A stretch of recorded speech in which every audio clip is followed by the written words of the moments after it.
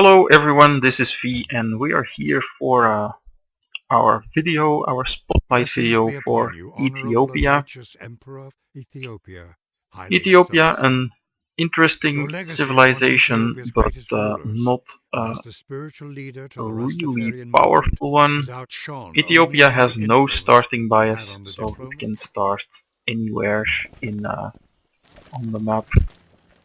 In this case, that means we are in plains, and we are on a pretty good spot here, I think, with a lot of options. So that's always nice to see when you start the game.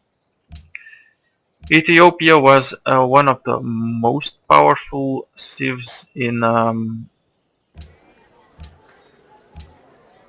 Gods and Kings, and I think I am correct when I start Ethiopia with building a stele.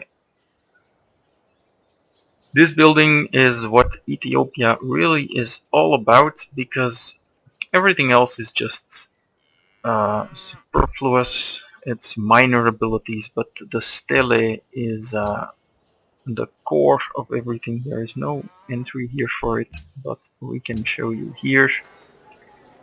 The stele is the monument upgrade, and it produces, as you can see, 2 fate per turn, which means that you are more than likely to be the first civ with a pantheon, perhaps only second to Boudica, but usually you will be the first, especially if you open with the Stele. I hope I'm pronouncing that right. And yeah, it means that your civ is likely to be the religion civ, and you should put some effort into getting it, because if it's not gonna be religion, then it's not going to be good. All your other abilities are much weaker, so we have nice religion start here. Um,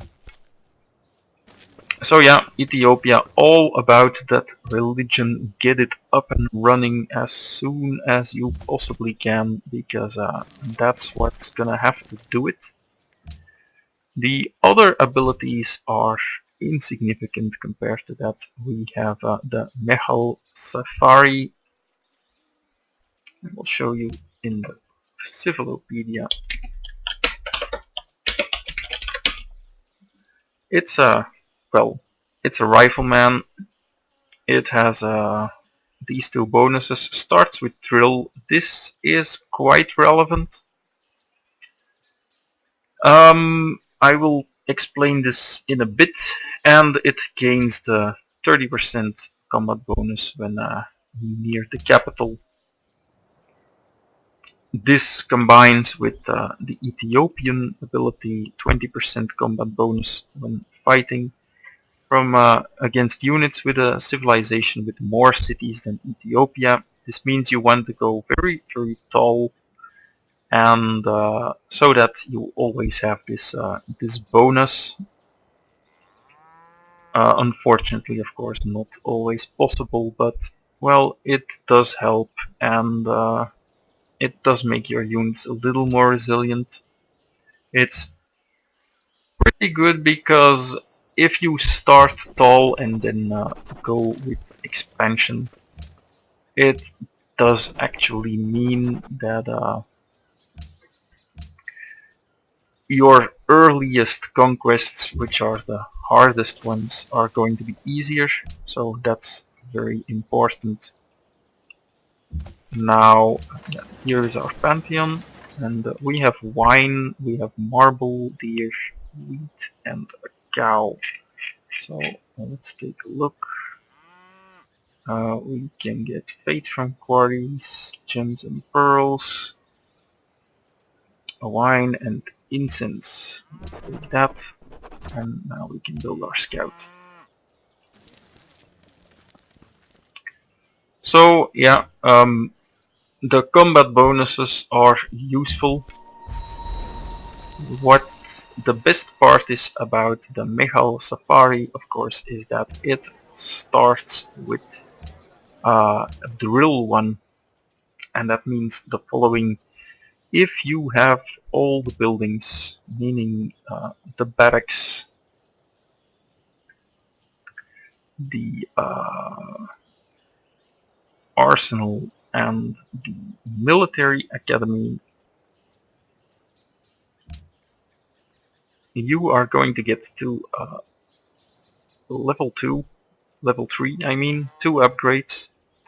And that means that should you already start with a promotion, you can then take a tier 3 promotion after taking drill 2. You can get things like March, or you can get drill 1 and then 2 medic upgrades. And this is really important. If you get drill 1, then follow it up with medic 1 and then with medic 2, then your unit is going to be Found the clip. healing airplanes, mostly airplanes, much better than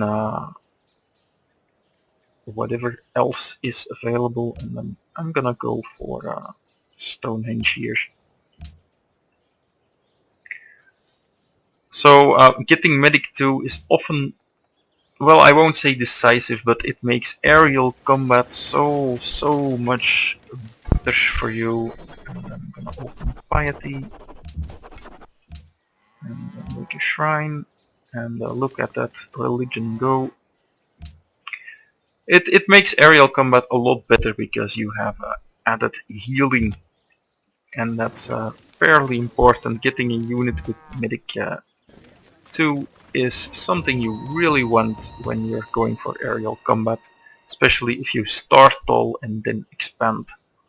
So it is a combination that is very workable. You don't have a lot to work with, but the things you do have are pretty good.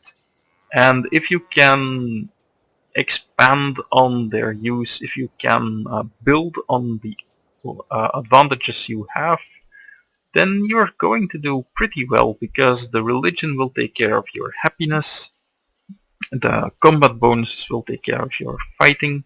So take into account that if you start with, say, a 3-city empire, your airplanes from the start are gonna have a 20% combat boost, and they're gonna be healing faster because of the Mehal Sefari that you have been training.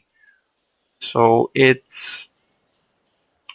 makes that step from getting from 0 to aerial combat much easier and much more manageable. So it's not strictly needed, and it's definitely not the only way you can play Ethiopia. It is an advantage that you have up your sleeve.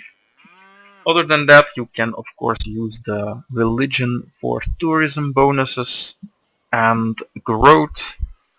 So you have a civ that is malleable. You can go a lot of different paths with it. And yeah, that makes it, well, I think it was the best civ, well, maybe not by far, but one of the best civs in Gods and Kings. Although the meta has changed quite a lot, I still think it's one of the better civs. I usually enjoy playing it, and I would rate it at, well, I think 8 out of 10, maybe a 7 out of 10, but the fact that you can get a religion so easily definitely helps, because that's exactly what you want to do. Yeah, that will be all. See you next time.